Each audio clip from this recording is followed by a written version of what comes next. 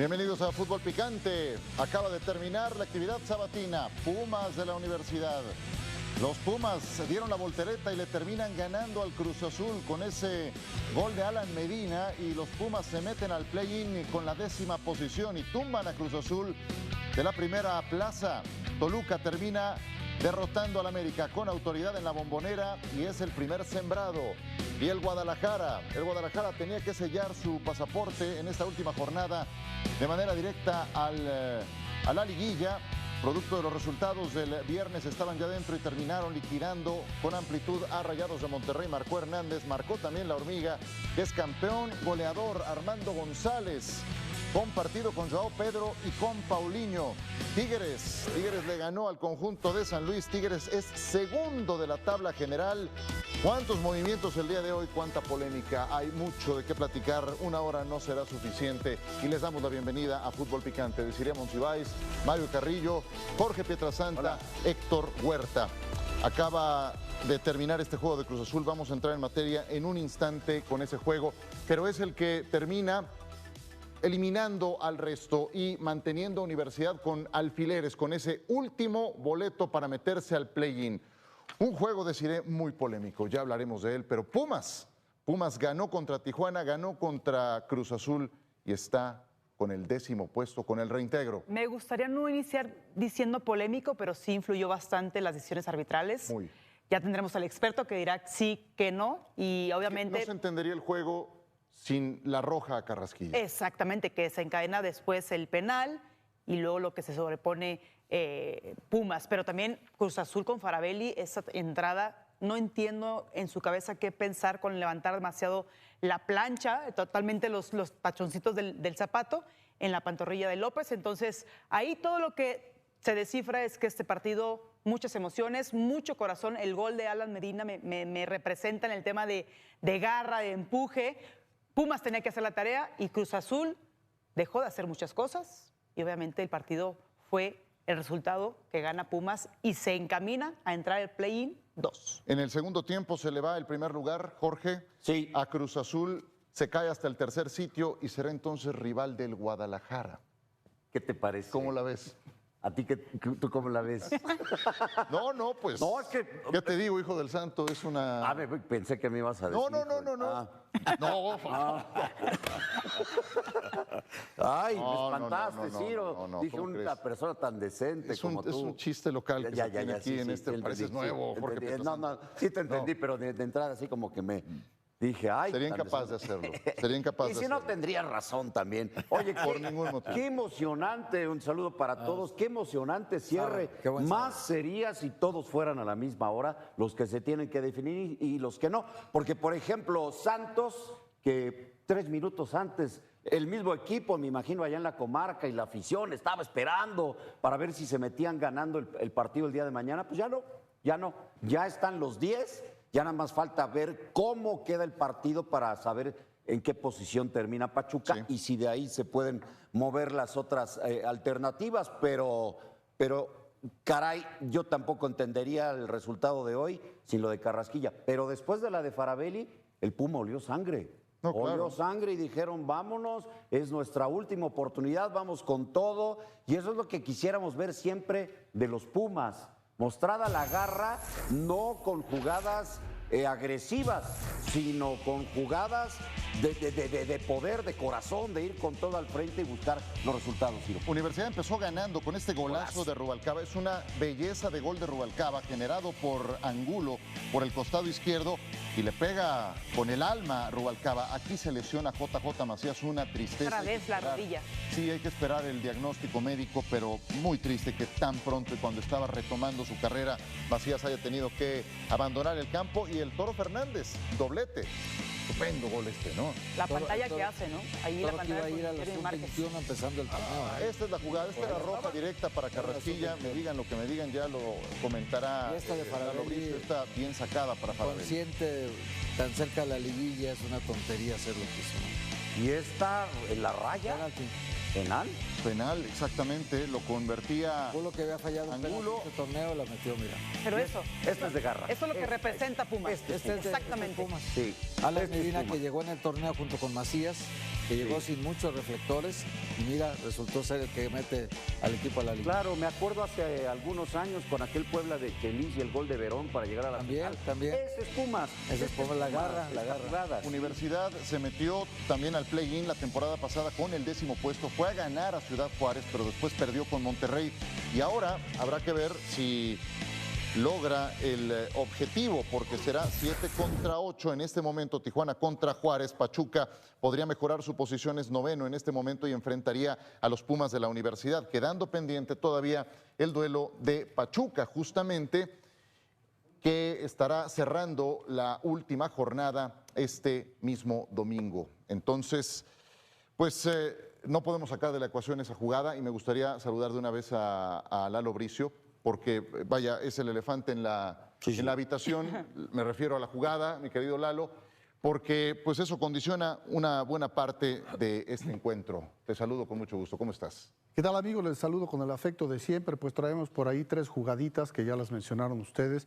La primera ocurrió al minuto 34, cuando le da aparentemente una patada al Toro Fernández, que parecía inocente, pero ya que ves el ángulo, la contratoma, pues sí le meten un patadón, que desde ahí Pumas se pudo haber quedado con 10 hombres, se han hilado muy temprano, ¿no? Pero la jugada importante ocurrió cuando estaba agonizando el primer tiempo, cuando Carrasquilla se tira de la tercera cuerda, con el cuerpo completamente descontrolado, hace impacto con ambas piernas sobre su adversario y después se lo lleva con la espalda, con las nachas y le dobla toda la pierna y lo lesiona. Todavía Arturito Ramos Palazuelos, que estaba en el bar, le da la oportunidad a Fernando Hernández de irle a checar, ven para que lo botes, y él se muere con la suya y decirle sacarle un tibio cartón preventivo. Yo pienso que esta jugada no era de roja, era de Ministerio Público. ¿Sí? Sí. Cualquiera, la Madre Teresa de Calcuta lo hubiera expulsado. ¿Sí? Me parece extraño que no lo haya hecho Fernando Hernández. Ahora, no influyó en el resultado, pero sí influyó en la conducción, gravemente. Pero tampoco se le puede echar toda la culpa al árbitro, porque los 3 goles los metieron los Pumas y dieron el mejor segundo tiempo del torneo desde mi punto de vista, ¿no? Pero en fin, y la expulsión, traemos la expulsión de Faravelli, que también es irracional, como bien lo decía Desiree. ¿A quién se le ocurre hacer esa entrada a media cancha con los tachones por delante, con un punto de contacto arriba del tobillo, poniendo en riesgo la integridad física de su adversario, con todas las agravantes? Vas ganando el partido, dejas a tu equipo en inferioridad numérica y esto también cuenta.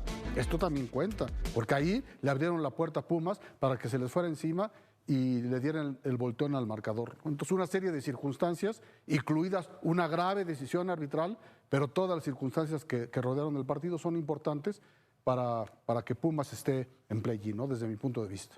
Viéndolo en perspectiva, entonces, no debió estar en el campo Carrasquilla, a quien después le cometen un penal bien señalado, quiero entender. Y bueno, la roja a Faravelli está bien sacada. Súper justificada. Sí. ¿Qué pudo haber pasado por la mente por Fernando Hernández para no sacar esa tarjeta roja? Mira, tal vez que él piense que no es un contacto, porque no tiene, cuando tienes la pierna apoyada en el pasto y te dan el contacto, se considera de muy alto riesgo, pero como el portero la llevaba arriba y le alcanza a pegar, no es un full contact propiamente dicho.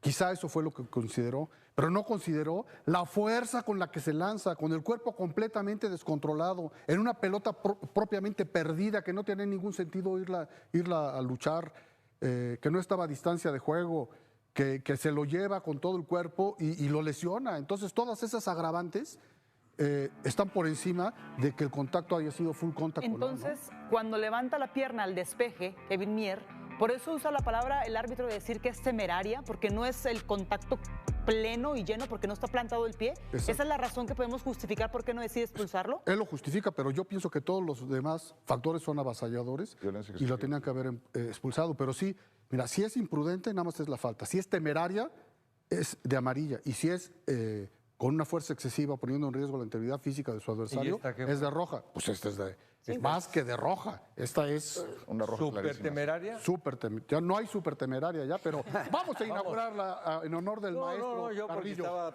La súper definiste varias y dije, bueno, pues ¿a dónde Lalo, esto implicaría que Fernando Hernández con esta actuación no pitara liguilla, pero lo va a hacer, ¿verdad? Mira, yo creo que sí lo va a hacer porque el jefe de jefes es el Gato Ortiz, que mañana llega a su 10º partido. El Gato volador. El Gato. Y después siguen con 9 partidos César Arturo Ramos Palazuelos, que hoy estuvo de cuarto, y Fernando Hernández. Son los líderes son el top 3 de árbitros en cuanto a actuaciones se refiere. Sería cuestión que la comisión de árbitros analice esta situación y decida si va a participar activamente en la liguilla o no. Hay que ver, hay que ver. Está tan flaca la caballada que es posible que eso sea lo que termine incrustándolo en la fase final, pero sí fue un mal trabajo el día de hoy, no se podría entender de otra forma. ¿Alguna otra duda o nos metemos en la parte futbolística? Creo que terminó expulsando también al Arcamón al final del... No, creo que fue El auxiliar, ¿no? el auxiliar. Estuvo muy incisivo, muy grosero, muy agresivo. Ok. Y incluso se ve que el Arcamón está tratando de calmarlo y decirle ya. Muy decente el Arcamón, sinceramente, pero ya el árbitro no soportó. Era sobre el cuarto oficial, no sé por qué, qué habrá ocurrido ahí, y ya le muestran la tarjeta roja. Perfecto. Nos despedimos por ahora porque tenemos más. No se pierdan lo que viene, tenemos un par de jugadas en los otros dos partidos que nos faltan de analizar.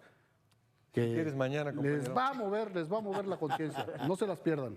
Bueno, a ver, de la parte futbolística, ¿hay algo que podemos destacar después de todo esto? Creo que tiene Cruz Azul una estupenda reacción. Sí. Me gusta lo que hace el Toro Fernández. Sí. El Toro Fernández ha sido parte de las soluciones de Cruz Azul, pero al final esa expulsión de Faravelli, muy imprudente, muy torpe, no puedes ir de esa forma al encuentro de un rival, pues le termina abriendo la puerta a los Pumas de la Universidad. Eso es indiscutible. Y con empuje, con garra, es que Pumas termina igualando y después remontando. ¿Qué podemos sacar de este partido? Estos mucho. Pumas, primero Venga, que estos Pumas, ojalá hubieran sido todo el torneo así. Porque la actuación de Pumas en el segundo tiempo, la determinación, el estar pisándole el terreno al rival, el estar quitándole la pelota, el saber qué hacer con la pelota después cuando la conseguían, la insistencia de seguir buscando el gol. Estos Pumas no los vimos en todo el torneo. Sí, contra 10 del rival, ¿no? También, Sí, hay que claro, decirlo. pero de todas maneras tenía que hacerlo así. Se jugaba el matar o morir hoy y Pumas aprovechó la oportunidad. Era el súper favorito Cruz Azul, indudablemente, ¿no? Yo creo que todos teníamos o mucha gente tenía la certeza de que Cruz Azul iba a ganar. Cruz Azul del Arcamón llegó a 35 puntos en el torneo. Vicente Sánchez en 17 partidos llegó a 38, o sea, hizo 3 puntos más que el Arcamón, con 2 jugadores que son muy importantes menos, Paradela, que vino a reforzar este año el equipo, y Jeremy Márquez, que hoy hizo un gran partido también con el equipo, dio una finta para que La pantalla es muy buena, sí, para el segundo gol. Muy buena. Yo he establecido de tiempo acá, desde que llegó al fútbol mexicano el panameño Carrasquilla, que es uno de los mejores jugadores de la CONCACAF. Hoy se equivoca y tenía que haber salido, Por supuesto. expulsado, pero fue el jugador más determinante. Y luego acierta cuando le cometen el penalti. Sí. Aparece en todas las jugadas y es el más determinante. Encaró, Tuvo un partidazo, profundizó. Yo que aunque debió haber sido expulsado. Sí. Junto con Angulo. Angulo por izquierda, maravilloso, y Carrasquilla por el fue centro, fantástico. extraordinario. Nada más te iba a agregar algo, compañeros. No te pueden hacer los goles que le hicieron a la Universidad de México el día de hoy, sin errores lamentables. No te pueden hacer goles así. Y Cruz Azul no puede dejar ir este partido. Así, aún con 10 jugadores, no puede perder un liderato, no puede perder contra los Pumas. Son los partidos que Cruz Azul tiene que ganar. ¿Te cuesta una eliminación? No, pero Viene- no puede. viene eliminación Si directa, vas para ser campeón, una mala noche, si vas por el por eso. liderato general, tienes que Por ser eso. determinante. A eso me refiero. Viene eliminación directa. En eliminación directa, una mala noche, un mal segundo tiempo, te deja fuera. Bueno. Hayas hecho los puntos que hayas hecho, la racha que tú me digas, una mala noche y te quedas fuera. Bueno, pero la ventaja de Cruz Azul es que entró de directo, vienen casi 18 días, 21 días en que va otra vez a estar la liguilla. Para esto es una sacudida que tiene Cruz Azul para replantarse qué tiene que hacer si no tiene partidos tan malos que los pueden eliminar, como dices. Y en el tema de Pumas, sí, le fue muy bien. Esto tiene que ser el Pumas de siempre, pero con 10 hombres, con la condición de que tienes que ganar. Pero también resaltar que Efraín Juárez al principio intentó hacer una táctica muy interesante, sobre todo con Rubalcaba, que decíamos muchas veces, ¿cómo lo llevan a selección? Bueno, el gol que hace es de verdad un punto a favor de Efraín Juárez porque lo pone con ese carril interior, dejando todo el carril exterior para Angulo y sobre todo también Alan Medina, estos 2 volantes mixtos interiores, el golazo que hace Rubalcaba es totalmente de Efraín Juárez. Así es lo que pretende jugar Pumas. Ahora, que se abra la puerta por parte de Cruz Azul con los errores es una combinación circunstancial de este partido. ¿Fue entretenido? Sí, vimos tantos goles, muchas fallas arbitrales, muchas entradas inoportunas, pero realmente creo que lo que hace Pumas es querer levantarse y siempre ha estado en 10º lugar. Ahí está su posición. Todo el torneo Sí. y el play-in va a estar en 10º lugar. El historial de lesiones de JJ Macías, pues preocupa. Sí. Y aparte es una jugada muy aparatosa, dura, o sea, muy le dura. cae para Adela todo el peso en la, Le dobla pierna, completo la pierna. rodilla izquierda. Sí. Quisiera esperar a un diagnóstico ya oficial y desearle recuperación pronta a JJ Macías, que no sea nada grave, porque ya no tienen al Memote, si no tienen a JJ Macías se quedan sin eje de ataque y creo que es de lo rescatable de Universidad. Y lo de Kevin Mier es muy violento, le podría llevar a perderse juegos con la Selección Nacional de Colombia, también habrá que esperar. No está Tuvo que entrar convocado, Gudiño. Para esta fecha FIFA no está convocado. Por eso, pero está en la carrera para ir al Mundial. Sí. Claro. Sí.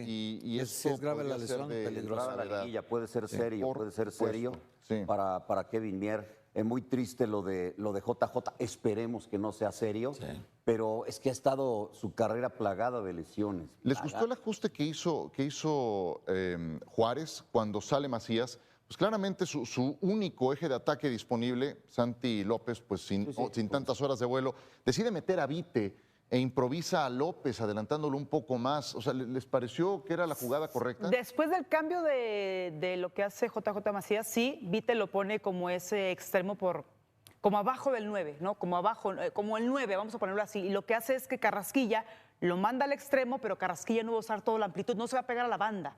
Entonces es como algo híbrido, ¿no? Totalmente que tú vayas y rotes en el centro, pero es como más de urgencia. Al final de cuentas es parte de... El recurso. No, es un recurso que no pensabas que se iba a lesionar el delantero, porque es lo único que tienes, entonces tienes que utilizar las herramientas y las características de los jugadores que tienes. Sí, no hubiera, creo, de todas maneras podido si no expulsan a Farabelli. Se me hace que ahí esa fue la acción clave. Ahora, el problema para la máquina es no sabemos qué pase con Kevin Mier, punto número 1. Punto número 2, van a enfrentar, aunque reciban el de vuelta en casa, al equipo más enrachado en el cierre del campeonato. Sí, tiene al razón. más enrachado. Sí. El otro es Tigres, y que durante mucho tiempo fue Tigres-Chivas, ¿no? Ese duelo. Pero pues le va a tocar quizá el más complicado de arranque. Pues el embalado, ¿no? El embalado, porque tal vez el más complicado sería Toluca, ¿no? Sí. Pero el embalado, el más difícil. No, por ese pues ha sentido, ganado por 7 esa de los situación. últimos 8 partidos Chivas. Sí. O sea, Chivas ahorita es el rival más temible para cualquiera por el momento en que llega, ¿no? Porque está como arriba del cohete y va hacia el cielo ahorita y el Hoy Chivas le metieron no hay 4 forma de Rayados. pensar quién lo puede detener. Cruz Azul no podía encontrar un rival peor en cuartos de final que Chivas. Ahora, el juego será dentro de 18 días. No importa, bueno. Igual se van a 18 días. enfrentar. Ese será el gran desafío fíjate, A partir de 0. para Milito, ¿no? Fíjate la gravedad del Mantener resultado para inercia. Cruz Azul, la gravedad. Tenías Tijuana, Juárez, Pachuca o Pumas como siguiente rival, si eras uno. Como eres 3, hoy te toca Chivas, y la verdad es que el Arcamón puede, o sea, todo el proyecto de Iván Alonso, el Arcamón, puede tronar en cuartos de final, ¿eh? Porque estas Chivas enrachadas, y luego Chivas en la Ciudad de México tiene una ventaja también de público importantísima. No, claro. O sea, pierdes a Farabelli para la ida, pierdes seguramente a Mier para esa serie al Entonces, menos. Así parece. Es complicado. Entonces, sí, todo en un segundo tiempo que termina en una espiral descendente en contra de Cruz Azul. Bueno, vamos con Tigres. Adelante, Tigres San Luis. Porque en este partido entre Tigres y San Luis, pues aparecieron esos Tigres que es otro enrachado. Yo creo que junto con Chivas son los dos que cierran mejor el torneo. Anotó primero San Luis, Joao Pedro con su gol 12, que lo proclama campeón de goleo individual compartido, ya hablaremos del tema. Pero después viene la reacción. Qué bien jugó hoy Marcelo Flores, ¿eh?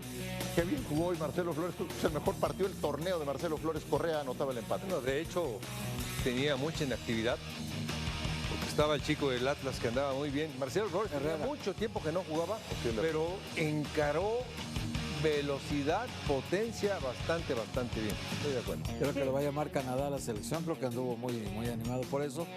Tigres tiene 12 partidos sin perder. 12. Su racha es muy larga. Solo perdió uno en todo el Contra campeonato. el América, nada más en casa contra el América. Y eso te habla de la Fecha 5 estabilidad solamente, no un equipo de que Guido Pizarro, de ¿no? Lo que le visitante trae. no perdió un solo partido. Es un equipo muy complicado para ganarle. ¿Por qué cambió el portero el San Luis? Mandó a Andrés Sánchez a la banca. Sí, qué raro es lo de la JUD. Y la JUD se equivocó en el terrible. último gol. Terrible la JUD. Mira, las rachas sin perder de Tigres. Sí tiene por ahí una derrota que fue contra el Inter de Miami en el play-in, que es propiamente la última que ha tenido Tigres, pero la racha es estupenda. No, muy buena. A ver, el alumno del maestro, ¿no? Aprendiendo el Pizarro de Ferretti. con esa continuidad de la racha imparable. Pues este es el otro equipo enrachado. Tigres, vamos a ver cómo lo gestionan en adelante. Toluca recuperó la memoria, hoy le ganó con claridad al América, con claridad, y es el líder de la competencia. Dar al Toluca, que será líder de la competencia para la fase final, el campeón defensor, tal cual. Y hoy le ganó con autoridad al América. Paulinho es un killer. Este es un golazo que penosamente no subió al marcador por fuera de juego milimétrico, pero Paulinho haría otro golazo. La manera en cómo lo conduce y luego después lo coloca en la red lateral. Esto es mucha colocación y potencia. Malagón intenta, pero realmente eso se lo falta goleador. Extraordinarias temporadas de la Hormiga González y de Joe Pedro, que las vamos a ver un poquito más adelante, pero Paulinho, caray, lo que es la vida, ¿no? Tendría que haber cobrado este penal, que ser el sí, campeón de goleo. Sí, pero el asunto es que entra la atención médica, ya sale, ya no puede acceder otra vez al campo, entonces por eso lo tiene. No, pero se tiene que esperar al árbitro a que decidan quién va a tirar. América El que está fuera del campo entra, tiene que entrar. América mejoró en el segundo tiempo cuando metió a Cendejas, cuando acomodó las fichas. Ya le quiero preguntar a Desiree, a mis compañeros, a Mario, cómo fue que empezó el América, que intentó el ajedrecista, porque le estaban haciendo jaque mate muy pronto. Y este es el balance de los últimos enfrentamientos entre Diablos y las Águilas, porque hoy abrió con San Maximán y con Brian adelante, pero sin centro delantero. Sí, con Fidalgo, con Sánchez, con Reyes en el medio campo, con Alexis y con Kevin cargados a los costados, pero sin centro delantero.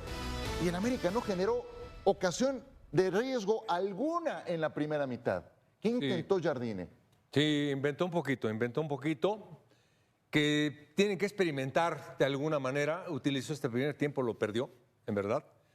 Pero todo el mundo decíamos que tenían que jugar juntos, pero sí pueden jugar, pero tiene que practicar, tiene que buscarle la forma, que es que no puede recibir de espaldas, por supuesto que puede recibir de espaldas, Maximán, simplemente dale la pelota, dale una referencia, dale algo importante. Si vas a jugar con el chiquito Sánchez de creativo, no es un jugador creativo, no tiene claridad para ser creativo, entonces inventó un montón de movimientos, Jardine. Al final simplemente hizo lo que tenía que hacer. Meter a Cendejas. El América regresó y a las posiciones normales, pero el Toluca, Aguirre. qué jugador, y estoy de acuerdo con ustedes, lo que hizo hoy este delantero, primero el gol de volea, que no lo había visto, se lo vi un día a Hugo Sánchez en un partido de veteranos, que lo hizo de despeje, pero lo que hizo hoy fue fantástico, era para que el abanderado no hubiera hecho absolutamente nada. Y después, gol más bello antes que no de subió al eso, marcador. tuvo otra jugada que se la deja a Gallardo, solo, de primera intención, y después hace la del gol. Este señor es un jugadorazo. No sé por qué, ahorita me dicen, ¿por qué no tiró el penal él? Pues lo explicaba Desiree, o sea, viene la jugada, no queda le pegan en la cara, le pegan en la cabeza, pero yo creo que esta liguilla va a ser marcada con quien tenga un centro delantero de esta categoría, ¿no? Y no todos los equipos lo tienen. El América no lo tiene. Si fue, como decías, el ajedrecista Jardine, no, bueno, fue Karpov frente a Kasparov y le ganó Kasparov. O sea, otra vez el turco Mohamed, ¿no? Sin tener a Alexis Vega, pero tiene jugadores como estos. Y no está Alexis, pero está el niño, ¿no? El niño que le sacó todo el jugo, el turco Mohamed, desde el cierre del torneo pasado. Exactamente. Te iba a hacer para no dejar pasar el comentario, estos dos entrenadores, el turco y Jardine, demostraron ser los mejores. Para mí, los mejores estrategas, los que equilibraron, los que contrarrestaron. Hoy, por ejemplo, vimos a Monterrey. No sabía qué hacer Monterrey el primer tiempo contra Guadalajara. Los veían volar a todos, ¿sí? No ajustaba, no hacía maneras, no había forma. Es decir, hubo alarde hoy táctico en Toluca. Y aparte, los dos mejores entrenadores. Yo quiero agregar algo que dice el profe Carrillo con respecto a los entrenadores. Si bien Jardine busca con este Brian Rodríguez y con Maximán adelante, ¿no? Evitando el 9, porque le falta ese 9. Pero también la función que hace achicar la cancha Toluca con los dos centrales, Pereira y Méndez, nunca les permitieron que estos dos ofensivos se dieran la vuelta. Entonces todo el tiempo la referencia es cuerpo con cuerpo para achicar todo el tiempo. Y el dinamismo que tiene el tridente de Toluca con Nico Castro, que en verdad es un jugador que te cambiaba de banda con la conducción y el niño también para entrar en profundidad y por los carriles interiores. Lo que hace Paulinho sí es la referencia, pero también la movilidad de dejar esos pases así simplemente para que otro más lo remate y Marcel Ruiz. Te habla de que en la táctica me parece que es más dinámico el turco y Jardín es más estratégico en colocar las fichas y saber qué jugadores van a ser de acuerdo a sus características. Aquí le gana el turco a Jardín con una cosa bien simple, el achique de los centrales para que en ningún momento los delanteros del América se puedan dar la vuelta y tener claridad hacia adelante. Excelente detalle. A ver, les pregunto también por Luis Ángel Malagón en el penal.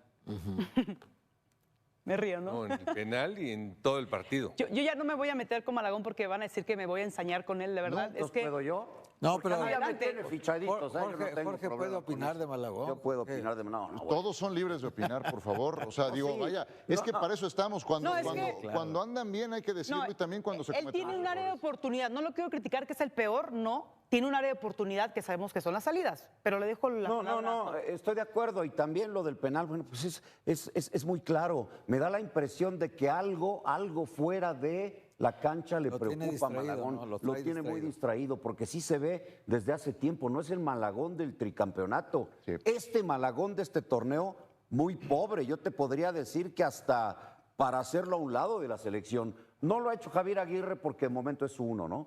Pero el nivel de Malagón de esta temporada es para eso, ¿eh? Pero es algo que puede corregir bien sencillo.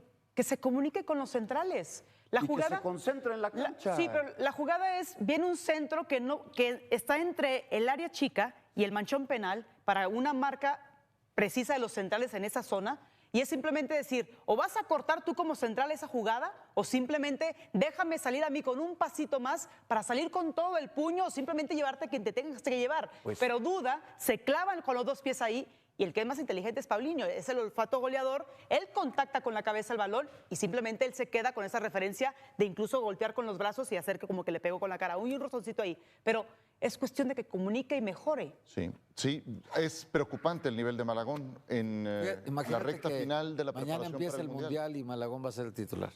No, pues O sea, yo creo que hoy quien confía en que ese nivel de portero que tiene ahorita nos garantiza a la selección mexicana que te va a dar un mira, gran yo lo partido, comenté ¿no? durante la semana, creo que estabas en la mesa Sí. en Enfocados. Yo creo que si te puedes ir a México 86, Pablo Larios, luego Conejo, Campos, siempre tenemos las de seguridad en la Ochoa, portería. la de Osvaldo Sánchez. Sí. Cada generación, cada portero titular que tuvo México estaba aquí o un poco más arriba. Así es. Incluso en los Hoy estamos olímpicos, un ¿no? peldaño abajo. Incluso en los olímpicos con El Corona. que me digan, está un peldaño abajo. Sí, sí, sí. También en la portería. También en la portería. Por eso le preguntaría a Desiree si sigue pensando lo mismo de Memo. No, yo digo que Memo no está para el Mundial.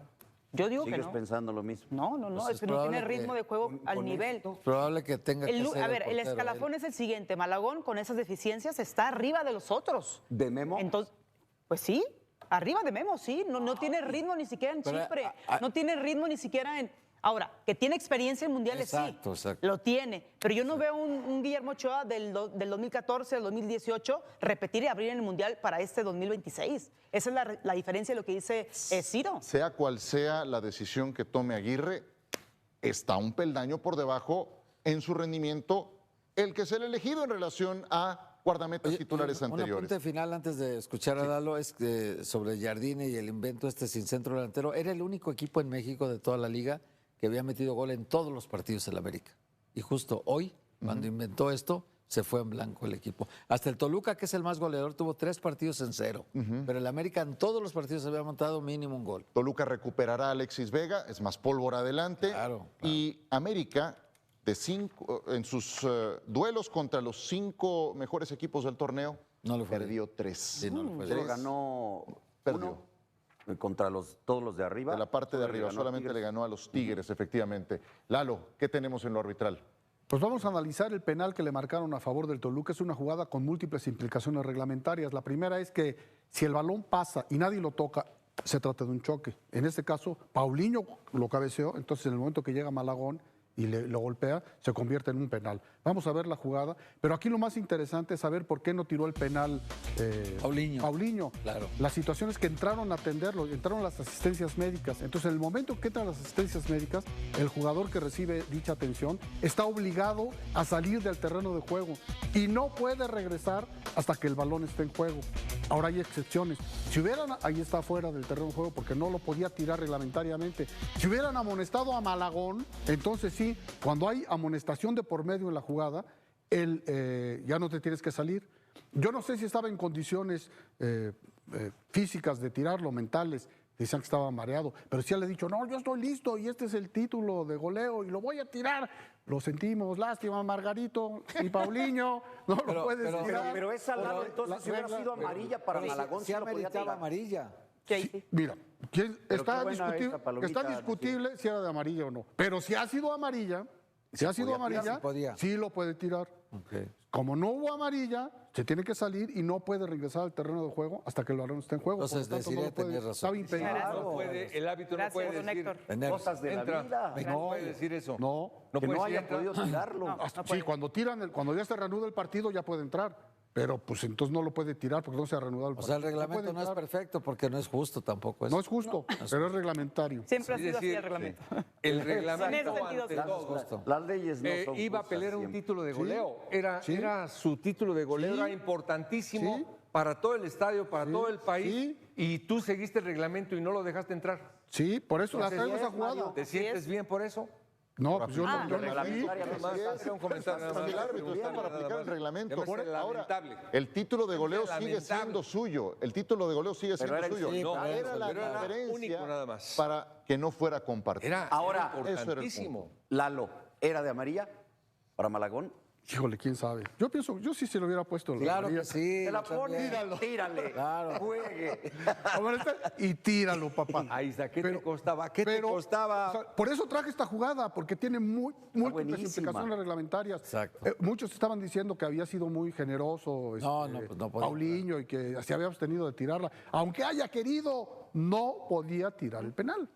Ni hablar. No, yo creo, no sí pasa quería. porque haya sido No, generoso. Pero él sí quería, te aseguro que sí Claro, quería. Por supuesto. Claro. Ahora, de todas formas, sigue siendo el mejor delantero de Sí, la liga. O de sea, acuerdo. las pruebas, las evidencias son todas están del lado de Paulinho, tricampeón No, y la de goleo prueba- consecutivo. Sí. La prueba, Un Ciro, killer. es que los dos que lo acompañaron en el torneo pasado, Yuca y Zúñiga, este torneo fueron un desastre. Sí, Y se Paulinho descolgaron. mantuvo su cuota, mantuvo su nivel de regularidad. Sí. Es el mejor. No. Yo, el Pedro, mejor es un delantero. extraordinario. Y Yo un creo que hombre, va a ser yo también. un hombre que va a Muy cumplir bueno. mañana 33 años, te habla de la madurez, de esa calidad, de lo que es ser especialista en el área, más allá de las emociones de querer ser el único goleador en solitario, pero realmente se le ve el semblante en combinar, cambiar de ritmo y la ejecución que Y hace. fue el Eso que es menos pulcro. minutos jugó de los tres goleadores. Eso te iba a decir, Que menos porque minutos lo jugó. estuvo gestionando el turco, digo, también es... Sí, el turco le dio pero se muchos cuida minutos como- de banca. Se cuida como el mejor, de verdad. Sí. Tenemos ahora más arbitrales, también tenemos un análisis de decidir de los campeones goleadores.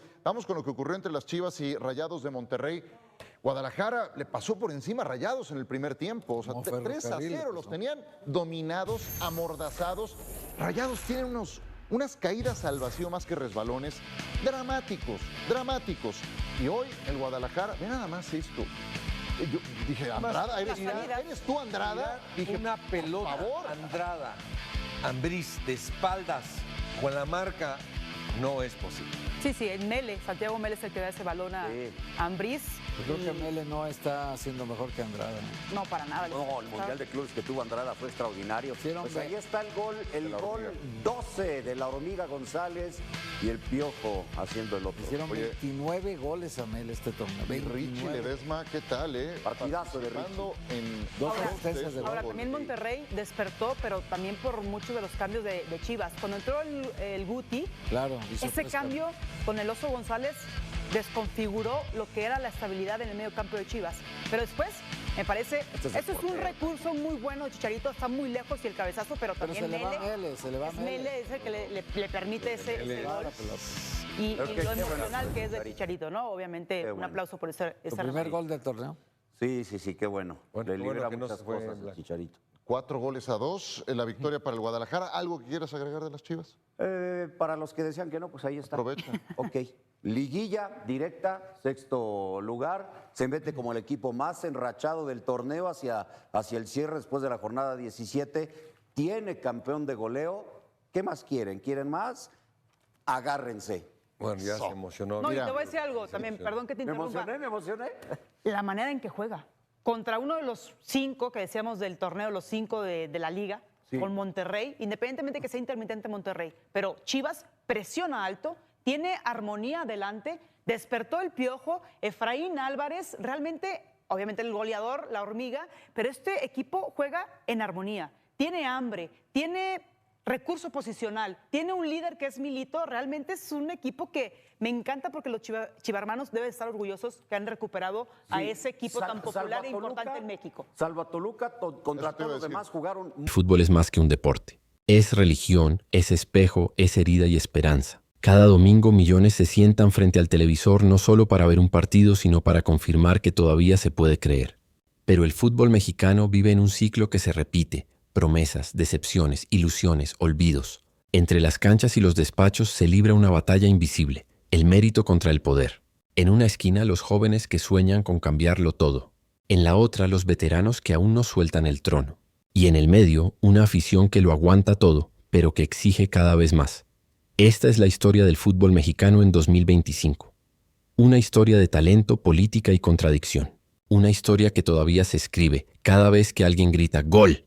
Y alguien más grita corrupción. Jornada 17 del torneo Clausura 2025. Querétaro vence 2-1 a Juárez. Un resultado cualquiera, pero que descompone toda la tabla. Con ese gol al minuto 93, Chivas entra directo a la liguilla. Pumas, en cambio, se queda fuera. Y en los estudios de ESPN, las voces se encendieron como si México jugara una final. Querétaro descompone todo. Chivas dentro, Pumas fuera. Esto es un terremoto de tabla. Pero más allá de la tabla, el debate era otro. ¿Por qué equipos grandes se hunden mientras los pequeños aún creen? Héctor Huerta fue tajante. Pumas no tiene rumbo. Es puro show. Si salen a atacar, los golean. Desiré Monsiváis lo resumió mejor. Pumas perdió la mentalidad. No sabe competir. En México, cuando los gigantes caen, el país entero siente vergüenza. Porque no se trata de fútbol. Se trata de identidad. Chivas, América, Pumas, Cruz Azul. Son más que clubes. Son mitos, símbolos, espejos de la sociedad. Mientras la liga se desordena, la selección mexicana escribe otra historia. Javier Aguirre presenta su convocatoria para los amistosos ante Uruguay y Paraguay. En la lista los nombres de siempre. Malagón, Edson, Orbelín, Lozano, Jiménez. Pero entre ellos 3 rostros nuevos llaman la atención. Gilberto Mora, Obed Vargas y Armando La Hormiga González. 3 jóvenes que representan lo que México necesitaba. Trabajo, humildad y esperanza. No vienen de academias europeas ni de agencias millonarias. Vienen del esfuerzo. Odín Ciani entrevistó a Mora tras su convocatoria. El joven de Chiapas habló sin soberbia, sin poses. Es un orgullo estar en la lista, pero aún no soy nadie. Lo importante es seguir trabajando. Silencio en el estudio. Nadie lo esperaba tan centrado. Desiré Monsiváis lo dijo con claridad. Tiene humildad, educación y entorno sano. Si sigue así, puede ser el mejor. Adal Franco no se contuvo. ¿De verdad Gilberto Mora puede ser el mejor mexicano de la historia? El debate se encendió. Huerta dijo no. Estrada dudó. Desiré apostó por él. En esa mesa de debate, sin darse cuenta, estaban discutiendo algo más que talento. Estaban discutiendo la posibilidad de creer en una nueva generación mexicana. Mora no es un influencer. No presume autos ni marcas. Su fama es su disciplina. Y eso, en el México de hoy, es revolucionario. Ningún tema divide tanto al país como el nombre de Guillermo Ochoa. Para algunos el héroe eterno, para otros el reflejo del conformismo. El debate en fútbol picante fue brutal. ¿Debe Memo Ochoa ir al Mundial 2026? La pregunta cayó como bomba. Panelista opinión frase Héctor Huerta. No es talento, sin reflejos. Ya es su muerte futbolística, Desiré Monsiváis. Su liderazgo pesa, pero su tiempo pasó. Adal Franco, Aguirre lo llevará por liderazgo y marketing. Dionisio Estrada, no tanto por nivel, sino por política. En el fondo no hablaban de Ochoa, hablaban del sistema, de cómo en México los nombres pesan más que los méritos. Adal Franco lo dijo sin filtro. Ochoa tiene el mismo representante que Aguirre. Hay conflicto de interés. Esto es negocio, no fútbol. Héctor Huerta fue más allá. Así está jodido nuestro fútbol. No se elige por rendimiento, se elige por compadrazgo. En ese momento la pantalla se convirtió en espejo del país. Un país donde el talento lucha contra los privilegios, donde la meritocracia siempre parece estar a prueba. Y sin embargo, a pesar de todo, seguimos creyendo, porque México, incluso en su caos, sigue buscando justicia, aunque sea en una cancha de fútbol. En cada jugada, en cada convocatoria, hay algo más que decisiones técnicas. Hay política, hay intereses, hay poder. Los patrocinadores eligen tanto como los entrenadores. Los representantes influyen tanto como los directores deportivos. Y el fútbol mexicano, atrapado entre el negocio y la pasión, sigue tratando de encontrar su equilibrio. Los medios, como Fútbol Picante, son más que comentaristas. Son el termómetro de un país que ama pero también exige, que grita por amor pero también por frustración. En cada debate no se habla solo de goles, se habla de identidad, de justicia, de lo que México quiere ser. En México nacer futbolista es fácil, lo difícil es mantenerse, porque antes de enfrentarte a un rival tienes que enfrentarte al sistema, un sistema que elige por nombre, no por mérito, que valora la fama más que la disciplina, que prefiere la comodidad de los de siempre al riesgo de los nuevos. Pero cada cierto tiempo aparece una generación que no pide permiso, que no espera turnos, que no se calla, que simplemente llega y cambia las reglas. Gilberto Mora, Obed Vargas y Armando La Hormiga González son el rostro de esa rebeldía silenciosa. No vinieron a destruir el pasado, vinieron a superarlo. Mora no necesita marketing, su fama es su mente. Estudia, analiza, piensa, no improvisa. Sabe que la mente es más fuerte que el músculo. Ser futbolista no te hace mejor persona. Ser buena persona te hace mejor futbolista. Lo dijo en una entrevista y dejó sin palabras al país. En una selección donde el talento abunda pero la disciplina escasea, Mora representa una nueva mentalidad. No busca fama, busca propósito. Y eso, en el fútbol mexicano, es casi un milagro. Obed nació lejos del Estadio Azteca, en Alaska. Allá, donde el frío corta la piel, un niño de padres mexicanos soñaba con vestir el verde. Y lo logró, no por herencia, sino por elección. Juego por México porque lo siento. No lo elegí, lo traigo en la sangre. Obed es el símbolo del mexicano que no necesita fronteras para pertenecer. En él, millones de migrantes ven reflejada su identidad, la del que trabaja doble, pero nunca olvida quién es. Obed no habla de política, habla de orgullo. Y cada vez que toca la pelota su acento es norteño, pero su corazón late mexicano. En Guadalajara, el milagro tiene nombre propio. Armando La Hormiga González, bajito, veloz, valiente. Nadie apostaba por él. Hoy pelea el título de goleo con los grandes. Lo llaman La Hormiga porque nunca se cansa, porque carga más de lo que su cuerpo parece aguantar. En un fútbol que idolatra la estatura, él recuerda que la grandeza no se mide en centímetros, sino en coraje. El tamaño no importa cuando el corazón es grande. Su frase se volvió viral, pero más allá del meme, escondía una verdad profunda. La nueva generación mexicana no teme a nadie, ni al extranjero, ni al veterano, ni al sistema, porque sabe que el respeto no se hereda, se gana. En México, el fútbol es negocio y fe al mismo tiempo. Se vende como espectáculo, pero se vive como religión. Los estadios están llenos de creyentes, no de clientes, pero los despachos están llenos de empresarios, no de soñadores. Entre ambos mundos se libra una guerra silenciosa. La pasión contra el dinero, el mérito contra el marketing, el fútbol real contra la industria del show. En el debate sobre Ochoa, los panelistas no hablaban solo de un portero. Hablaban del peso del patrocinio, de los intereses, del control de los representantes. Adal Franco fue claro. Ochoa tiene el mismo representante que Aguirre. Esto es negocio, no fútbol. En una frase expuso el mayor cáncer del sistema.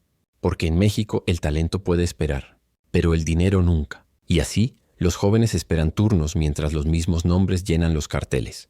Pero algo está cambiando, porque por primera vez los aficionados ya no compran historias, exigen resultados. Ya no quieren héroes de marketing, quieren jugadores de verdad. En este nuevo México futbolero, los medios son campo de batalla.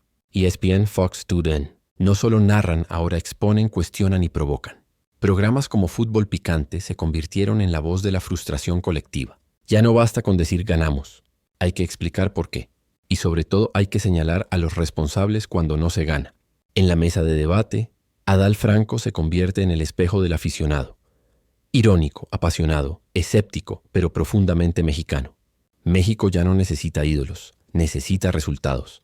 Esa frase resume todo el sentir de un país que ha amado demasiado el fútbol, pero ha recibido muy poco a cambio. Y sin embargo, a pesar de la industria, el fútbol mexicano sigue teniendo alma. Vive en los niños que sueñan, en los jóvenes que luchan, en los aficionados que no se rinden. Porque aunque los dirigentes cambien, el balón sigue rodando. y mientras ruede siempre habrá esperanza. Esa es la paradoja del fútbol mexicano. Un negocio lleno de fe, un caos lleno de amor. Porque aunque el sistema se resista, los jóvenes siguen entrando al campo y los viejos siguen soñando con verlos triunfar. Y así, entre el dinero y el alma, México sigue jugando su partido más difícil, creer sin rendirse. En el fútbol mexicano, ganar no siempre significa triunfar. A veces, el verdadero premio no es un trofeo, sino algo más profundo, el respeto. El respeto no se hereda, no se compra, no se negocia. Se gana con trabajo, con coherencia y con dignidad. Y si algo ha faltado en México durante años es precisamente eso, respeto. Los rivales ya no nos temen, los medios ya no nos protegen, y la afición, aunque fiel, comienza a exigir. En este nuevo contexto, el fútbol mexicano enfrenta su examen más duro. Ya no basta con competir, hay que recuperar el prestigio perdido. Y ese camino empieza con algo tan básico que parece revolucionario: ser serios. Javier Aguirre lo sabe. Su misión no es levantar copas, sino levantar respeto. Lo dijo en conferencia. No quiero que el mundo nos aplauda, quiero que nos respete.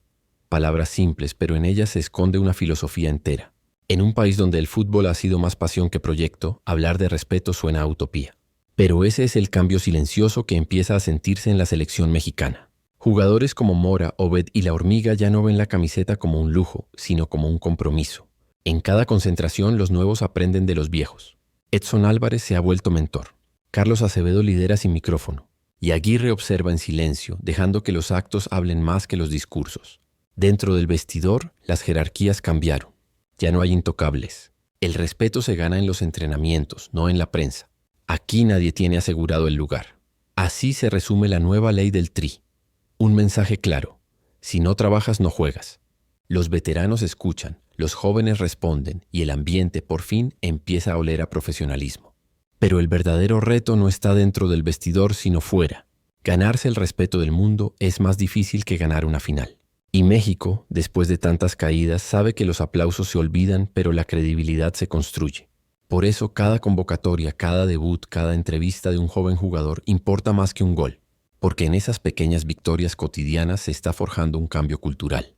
El respeto no vendrá de la FIFA ni de la prensa internacional. Vendrá de México mismo, de un país que empieza a respetarse a sí mismo a través de su fútbol. México ama el fútbol, pero también lo sufre. Cada derrota duele como una traición. Cada victoria se celebra como redención nacional.